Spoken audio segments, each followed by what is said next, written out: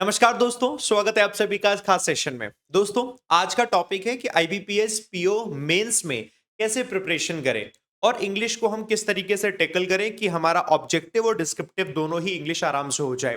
तो मैं आपको दोस्तों बताना चाहूंगा कि इस पर बढ़ने से पहले एक सवाल जो दिमाग में है वो पूरे वीडियो में बना रहेगा, उसे यहीं पे क्लियर कर देते हैं। आपको लगता है कि आपके अगर अटेम्प्ट बहुत कम रहे हैं, एक्सपेक्टेड जितने थे उससे कम रहे हैं, तो सर प्रिपरेशन करनी चाहिए मेंस की कि नहीं? तो इसकी जवाब जो है वो ये है कि मेंस की प्रिपरेशन ऐसा नहीं होता है कि एकदम प्री से कट होकर मेंस होता हो, ऐसा नहीं होता है। मेंस की जो प्रिपरेशन है उसमें प्रीलिम्स का ही हिस्सा है। प्रीलिम्स एक बेस है और उस बेस के ऊपर जो हम पढ़ रहे हैं वो मेंस है। समझ गए? ऐसा होता है। तो अगर आपको लगता है कि अभी अब तो हमें बेस ही बनाना है, तो समटाइम्स ऐसा होता है कि हमें लगता रहता है कि शायद बेस नहीं बना है। यार पेपर मॉडरेट आएगा तो ऑटोमेटिकली अटेम्प्ट भी कम होंगे, इसका मतलब ये नहीं कि बेस नहीं बना है। और मैं ये बिल्कुल नहीं कह रहा हूँ कि मेंस की तैयारी करेंगे तो प्री बिल्कुल छोड़ देंगे, नहीं। हमें प्री को साथ में लेकर मेंस की तैयारी करनी होती है, क्योंकि इसके अलावा अगला एग्जाम भी एसबीआई का पीओ प्री भी आएगा, उसको भी तो क्वालिफाई करना है। एसबीआई का क्लर्क का प्री आएगा, उसको भी तो क्वालिफाई करना है ना? तो प्रीलिम्स को साथ में लेकर मेंस की तैयारी करनी होती है, और यही दोस्तों मैं आज आपको यहाँ पर बताऊंगा, है ना? ताकि आप में से अगर कोई बच्चा जिसको लगता है मेरे अटेम्प्ट ही सर 40 रहे, मैं कैसे क्वालिफाई कर पाऊंगा, ये बात बिल्कुल ठीक है, बिल्कुल नहीं क्वालिफाई कर पाओगे 40 अटेम्प्ट में। लेकिन आपको तैयारी अब कैसे करनी है, मेंस को साथ के साथ पढ़ना है, क्योंकि मेंस में जो सिलेबस है वो ऐसा नहीं होता इंग्लिश में कि प्री का एकदम अलग मेंस का बिल्कुल अलग, नहीं। प्री का जो बेस है, बेस के ऊपर पढ़ना है, बस ऐसा है। ठीक है? तो सारे के सारे बच्चे, जितने भी बच्चे यहाँ पर हैं, ये बात अब आपकी क्लियर हो गई। मैं आपको बता देता हूँ, देखो पढ़ना कैसे है, ठीक है, सभी लोगों के लिए। तो हम लोग देखो समझते हैं। आपको मालूम है इंग्लिश ना दो सेक्शन में आती है, एक ऑब्जेक्टिव आती है और डिस्क्रिप्टिव। तो पहले थोड़ा पैटर्न देख लेते हैं। देखो पैटर्न क्या होता है। पैटर्न हमारा ये होता है कि आपने सारे सब्जेक्ट देखे हैं। इंग्लिश जो आता है, इंग्लिश 35 क्वेश्चंस आएंगे और 40 मार्क्स के हैं। थोड़ा प्रीलिम्स का सोचिए। प्रीलिम्स में 30 क्वेश्चंस थे, मार्क्स भी 30 थे। क्वेश्चन बढ़ाए 5 और मार्क्स कितने हो गए? 40 हो गए। यानी ये डिफिकल्ट होगा। अलग से इसका टाइम मिलता है 40 मिनट्स का। ठीक है? आपने ये ऑब्जेक्टिव दिया, देखो सभी को देंगे आप ऑब्जेक्टिव। ऑब्जेक्टिव आप यहां देंगे, यहां कंप्लीट हुआ। ऑब्जेक्टिव देंगे आपके 180 मिनट्स, यानी कि 3 घंटे का पेपर होगा। उसके तुरंत बाद ही उसी सिस्टम पर ही आपका डिस्क्रिप्टिव सेक्शन ओपन हो जाएगा। इंग्लिश का लेटर और ऐसे दोनों लिखने होंगे, और इसके लिए दोस्तों अगला आधा घंटा मिलेगा। टोटल मिलाकर ये 25 जो होते हैं दोस्तों मार्क्स का बनता है। ये करके आपका देखो मेंस का पैटर्न बन गया, दिमाग में समझ में आ गया। हमें ऑब्जेक्टिव और डिस्क्रिप्टिव दोनों को पढ़ना है। कम टू ऑब्जेक्टिव पोर्शन का सिलेबस क्या होता है, इसको देखते हैं। यार देखो सिलेबस ना, आप बड़े ध्यान से देखना, बता नहीं कुछ डिफरेंस दिख रहा है क्या? प्रीलिम्स से डिफरेंस दिख रहा है क्या? रीडिंग कॉम्प्रिहेंशन प्रीलिम्स में भी आता है, मेंस में भी आ रहा है। इसका मतलब डिफरेंस क्या आएगा? प्रीलिम्स का जो लेवल है उस लेवल से लेवल बढ़ जाएगा। तो हमें बड़े हुए लेवल को अपने अपने को बड़े हुए लेवल तक पहुंचाना है, उसकी प्रैक्टिस हमें उस तरीके से करनी है। ये हमें दिमाग में, अलग टॉपिक नहीं है। तो अगर आप बड़ी हुई प्रैक्टिस करोगे तो आपका प्रीलिम्स क्वालिफाई हो, आईबीपीएस पीओ या ना हो, लेकिन ऑटोमेटिकली अब आप उस काबिल हो जाओगे कि अगला प्रीलिम्स आप क्वालिफाई कर पाओगे, अगर आप ऐसे पढ़ते हो तो। और जिनका क्वालिफाई हो जाता है वो तो फायदा ही फायदा है। अगला आता है इन्फरेंस बेस्ड आरसी। ये आरसी ही अलग से इन्फरेंस बेस्ड आता है, जिसमें समटाइम्स जो रीडिंग कॉम्प्रिहेंशन में कई बार एक क्वेश्चन इन्फरेंस का पूछ लेते हैं। इन्फरेंस मतलब हो जाता है क्या आपको समझ आता है जो कहा जा रहा है, डायरेक्टली नहीं लेकिन इनडायरेक्टली। इम्प्लिसिट मतलब क्या है, इनडायरेक्ट क्या मतलब राइटर कहना चाह रहा है, उसको समझना ही इन्फरेंस है, अंडरस्टैंडिंग ही इन्फरेंस है। आरसी देखो ये वाला आता है। पैराग्राफ कंप्लीशन आते हैं, ये आपके मेंस मेंस में पैराग्राफ देखिए कंप्लीट करना है, तो ये भी रीडिंग पर बेस्ड है। क्लोज टेस्ट दोनों में आते हैं, प्री में भी आते हैं, मेंस में। प्री में सिंपल वाले आते हैं, मेंस में 2 3 4 5 अलग अलग टाइप मिलकर आते हैं, वो हम पढ़ेंगे। पैरा जंबल प्री में भी आते हैं, ये मेंस में भी आते हैं। प्री में लेवल हल्का, मेंस में लेवल बढ़ा देते हैं, टाइप अलग अलग बन जाते हैं। मैच द कॉलम प्री और मेंस दोनों में आते हैं। प्री में भी इस बार आए ही थे, मेंस में आएंगे थोड़ा सा वो बढ़ा देंगे। वर्ड फिलर्स प्री और मेंस दोनों में आते हैं। वर्ड यूजेज प्री मेंस दोनों में आते हैं। Same as word swap, word arrangement pre mains दोनों में आते हैं। एंटोनम सिनोनम प्री मेंस दोनों में आते हैं। Idioms phrases, phrasal verbs pre mains दोनों में आते हैं। बस अंतर क्या आ जाता है? पूछने का तरीका और उसका लेवल। जब प्रीलिम्स में हम वर्ड्स देख रहे हैं, पैसेज देख रहे हैं, इजी लग रहे हैं, हमें देखने में लग रहा है कि जो कॉमन वर्ड्स हैं जिनको हम रेगुलरली पढ़ते हैं वो हैं, मेंस में कॉमन वर्ड्स जो है वो कम होंगे, अनकॉमन वर्ड्स होंगे। अनकॉमन का मतलब ऐसे नहीं out of the context, uncommon का मतलब स्पेसिफाइड। जैसे कि बैंकिंग फाइनेंस, तो बैंकिंग फाइनेंस से रिलेटेड ही कोर टर्म है ना। इकोनॉमी तो उसी से रिलेटेड ही कोर टर्म है। विमेन एम्पावरमेंट इन इकोनॉमी तो उसी से रिलेटेड ही कोर टर्म है। कॉर्पोरेट सेक्टर्स तो उसी से रिलेटेड कोर टर्म्स है। और कोर टर्म्स हमें कैसे समझ में आएंगे? जितना ज्यादा हम रीडिंग करेंगे, जितना ज्यादा हम प्रैक्टिस करेंगे, and it will definitely help you in cracking prelims also, जो एसबीआई पीओ का प्रीलिम्स आएगा। आप समझ रहे हैं मेरी बात? ऐसे आप इसको करेंगे। इसके बाद देखो, स्पॉटिंग एरर प्री में भी आते हैं, मेंस में भी आते हैं। सेंटेंस इंप्रूवमेंट प्री में भी, मेंस में भी। अब sentence connector, sentence starter some time pre में देखने को मिल जाते हैं, यूजुअली मेंस में आते हैं। प्री में आते हैं तो बहुत इजी लेवल का होता है, बहुत इजी लेवल का होता है, बट यूजुअली मेंस में आता है, तो प्री में आपको देखने को भी नहीं मिला होगा। तो यही तो है objective English. Now tell me, क्या ऐसा है जो ये लगे हमें सर ये तो काफी अलग है, या मेंस कुछ हमें अलग पढ़ना है? नहीं, हम अपने दिमाग में उस हवा जो भरा हुआ है उसको निकालना है। मेंस कुछ बहुत डिफिकल्ट होता है? बिल्कुल नहीं। हमें स्ट्रेटेजिकली आगे बढ़ना है। मैं आपको सही बता रहा हूं, एग्जाम क्रैक कर लोगे आराम से। पिछली बार ऑल इंडिया रैंक 1, अब एआईआर आती तो है नहीं बैंक में, लेकिन जिसका सबसे ज्यादा स्कोर आया वो बन जाता है। तो उसने भी इंग्लिश में, उसका इंग्लिश में 34 मार्क्स थे, इंग्लिश में 34 मार्क्स थे।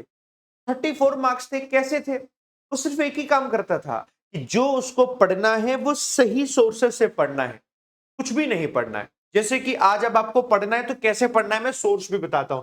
तो पहले अभी हमने ऑब्जेक्टिव इंग्लिश का सिलेबस देखा, ऐसे ही डिस्क्रिप्टिव इंग्लिश का। ये तो आपको समझ में आया, दो ही चीजें होती है, लेटर राइटिंग और ऐसे राइटिंग। सिलेबस के बाद इसे कवर कैसे करना है।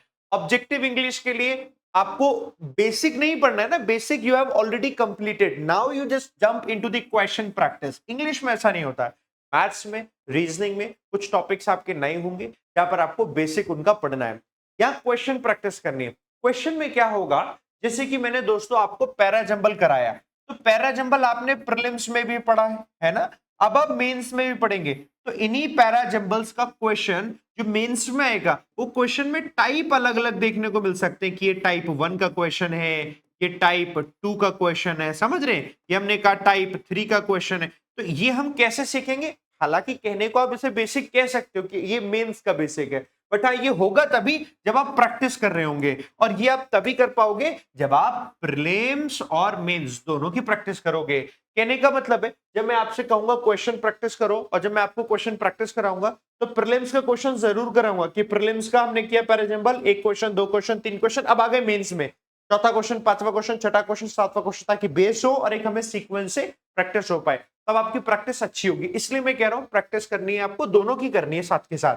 ऐसे करके आपको प्रैक्टिस करनी है। ये प्रैक्टिस करोगे कैसे? उसके लिए सोर्सेज में देखो, आपके पास प्रीवियस ईयर पेपर्स, कोई भी बुक आपके आसपास मिल जाएगी इजीली, ऑनलाइन देख लेना, बहुत जगह मिल जाती है प्रीवियस ईयर की बुक, मॉक पेपर की बुक, जो मेंस के वो निकाल लेना, मंगा लेना, आसपास से ले लेना। मॉक पेपर जो होते हैं 3-4 इंस्टीट्यूशंस के मॉक पेपर्स टेस्ट सीरीज लेकर रखो कि आपने 1 2 3 4 है, ताकि अब आपको पता चले मैं क्वेश्चन प्रैक्टिस कर रहा हूं तो कहां पर कैसे वाले क्वेश्चन आ रहे हैं, उनकी प्रैक्टिस करने, ताकि प्रैक्टिस आपकी अच्छी हो पाए, और वो प्रैक्टिस ऐसी हो पाए जो डाइवर्स क्वेश्चंस आपको मिल पाए। अगर कोई और कॉम्पिटिटर में आपका स्टूडेंट है वो प्रिपेयर कर रहा है, तो उसके पास किस टाइप के क्वेश्चन आ रहे हैं वो आपको तभी पता चलेंगे जब आपने डाइवर्स यानी 3 से 4 इंस्टीट्यूशन की मॉक पेपर और टेस्ट सीरीज ले रखी है। अच्छा, इसके बाद दोस्तों अगर आप मुझसे पढ़ते हो, मेरा आपको मेरा समझ में आता है, तो डेफिनेटली आप मेरी क्लास में भी पढ़ रहे होंगे। तो जो मैं क्लास नोट्स दूंगा ना पीडीएफ की फॉर्म में, जो मैं देता हूं क्वेश्चन प्रैक्टिस के लिए, आप बस उसे करो। जो भी ई बुक में देता हूं आप उससे करो, बस सफिशिएंट। अब इसके अलावा कहीं नहीं भटकना है ना। हमारे पास जितना अभी ये कंटेंट मटेरियल है बस उतने को ही करना है। और ज्यादा एक्स्ट्रा करने से, और ज्यादा इधर उधर करने से हम सिर्फ अपनी डायरेक्शन को भटका सकते हैं, अब वो हमें नहीं भटकने देनी है। ठीक है, इसी से ही ऑब्जेक्टिव की प्रैक्टिस होगी पूरे तरीके से। और अगर आप मुझसे ऑलरेडी अनअकैडमी प्लस पर हो तो सुनो, अनअकैडमी प्लस पर एक कोर्स है मेंस इंग्लिश बैच, क्योंकि दोपहर 2 बजे लाइव मैं दोस्तों से पढ़ाऊंगा।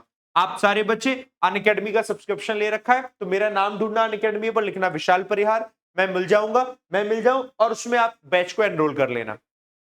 2 बजे मेरे साथ प्रैक्टिस करो तो मैं बताऊंगा हर एक टाइप के क्वेश्चन को कैसे करते हैं। हालांकि यूट्यूब पर भी मैं बीच बीच में आकर इन क्वेश्चन की प्रैक्टिस को भी बताऊंगा, ये दोनों चीजें करूंगा। बट प्लस पर क्या है, रेगुलर प्रैक्टिस होगी तो बढ़िया आपकी प्रैक्टिस हो पाएगी। चलो, तो ये तो हमारा प्रिपरेशन सबको समझ में आया ना कि यार पढ़ना है हमें, कैसे पढ़ना है, ऐसे ऐसे करके पढ़ना है। अब हम आगे आते हैं, इसके बाद डिस्क्रिप्टिव, है ना, डिस्क्रिप्टिव में कैसे पढ़ना है। ठीक है, दो चीजें होती है, ऐसे राइटिंग और लेटर राइटिंग। तो हमें ऐसे राइटिंग और लेटर राइटिंग की प्रैक्टिस करनी है। लिखना कैसे है, इसके लिए डिस्क्रिप्टिव बैच मैंने शुरू कर दिया 21 अक्टूबर से, है ना। एक क्लास हुई है, 2 दिन छोड़ के फिर क्लास होगी, 2 दिन छोड़ के फिर क्लास होगी। तो उसमें क्या है और आप खुद से कैसे कर सकते हो, दोनों चीजें बताता हूं। जो बैच में है, बैच वही 2 बजे चलता है, मैंने कहा ना बीच बीच में छोड़ के चलता है 2 दिन। इसमें क्या है, इसमें तो मैं आपको ये बताता हूं आपको डिस्क्रिप्टिव कैसे लिखना है, लिखने का तरीका, यानी कि राइटिंग टिप्स, कैसे लिखना है, क्या लिखना है, सारी टिप्स बताता हूं मैं। और फिर आपको देता हूं होमवर्क में कि अब आपको ये लिखना है, आप होमवर्क में लिखते हैं। आपका होमवर्क फिर मेरे पास आता है, ईमेल करवा लेता हूं मैं, और उसको मैं पर्सनली चेक करता हूं। और जो उसमें गलतियां आती हैं, जैसे ग्रामर की जो गलती आई, तो वो मैं बताता हूं कि ये आपने ऐसे गलती करी, ऐसी गलती कॉमन है जो नहीं करनी है। कॉन्टेक्चुअल यानी पॉइंट्स में आपने कहां गड़बड़ करी है वो मैं बता देता हूं। वर्ड्स आप जब लिख रहे हैं तो उसको सही अरेंज कर पाए कि नहीं, ढंग से लिखा है कि नहीं, ये आपको बताता हूं। पैटर्न यानी फॉर्मेट जो है, फॉर्मेट वो सही फॉलो किया गया है कि नहीं, जो वर्ड लिमिट है, ये सारी चीजें होती हैं जिन पर बेस दोस्तों आपका ये मार्क्स डिसाइड होते हैं। तकरीबन मान के चलो ऐसे राइटिंग में आपके 15 का ऐसे राइटिंग बनता है और 10 का दोस्तों लेटर बनता है। ये चीजें मैं कराता हूं, तो आपको मुझसे करना है तो आप यहां पर पढ़िए। बाकी मैं यूट्यूब पर भी आपको बताऊंगा पैटर्न क्या होता है, लिखते कैसे, और आप खुद से प्रैक्टिस कर सकते हो तो खुद से करिए, हर दिन प्रैक्टिस करिए। और ये मत सोचना बाद में करेंगे प्रैक्टिस, आज ही से करिए। आप ऑब्जेक्टिव की तैयारी तो करें, बट हर दिन लेटर और ऐसे लिखने की प्रैक्टिस करते ही जाइए। आपके पास अगर देखो मोबाइल फोन से पढ़ते हैं, लैपटॉप और कंप्यूटर नहीं है, डू वन थिंग, आप साइबर कैफे जाइए जो आपके घर के आसपास है, 1 घंटा वहां बिताइए और उस 1 घंटे में आप टाइपिंग प्रैक्टिस करिएगा। जो भी लेटर लिख रहे हैं वो आप लिखिएगा। और अगर ये भी नहीं हो पाता है तो आप मोबाइल फोन में अपना कीबोर्ड कनेक्ट करिए और वहां से फिर आप लिखना शुरू करिए जो भी आपको टॉपिक ऐसे और लेटर पर लिखना है। बट ये प्रैक्टिस आपकी होनी चाहिए। अगर ये प्रैक्टिस नहीं हुई, अगर आपने सोचा कि डायरेक्टली हम एग्जाम में जाकर करेंगे, मैं आपको बता रहा हूं कंपटीशन नहीं निकलेगा, क्योंकि आपके कॉम्पिटिटर में ऐसा कैंडिडेट है जो हर दिन प्रैक्टिस कर रहा है। ये मेरी सही एडवाइस आप लोगों के लिए है दोस्तों। बाकी मुझे लगता है आपको समझ में आया है कैसे पढ़ना है। तो ये हमारा है दोस्तों डिस्क्रिप्टिव कैसे पढ़ना है। नाउ ये देखो डिस्क्रिप्टिव बैच के बारे में, अगर आप आओगे तो ये बैच देखिएगा 21 से शुरू है, एक दिन क्लास 21 की हुई है, अब दूसरी होगी 24 को।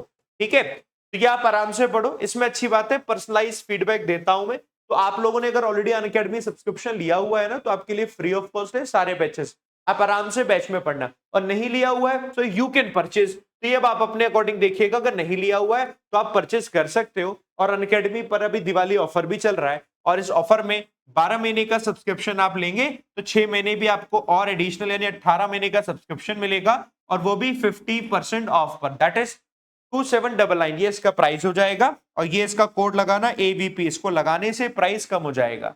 ठीक है, अगर आपने प्रिपरेशन करनी है अपकमिंग IBPS PO मेंस के बाद SBI PO pre, SBI PO mains, SBI clerk pre, SBI clerk mains, upcoming exams, तो दोस्तों सब्सक्रिप्शन लेने में बेनिफिट है, सारे टीचर्स आपको मिल जाते हैं, सारे टीचर से आप पढ़िए, है ना। फिर भी कोई प्रॉब्लम आए मुझे जरूर बताइएगा। बाकी मैं डेली दोस्तों आपको एडिटोरियल पढ़ाता हूं मॉर्निंग में।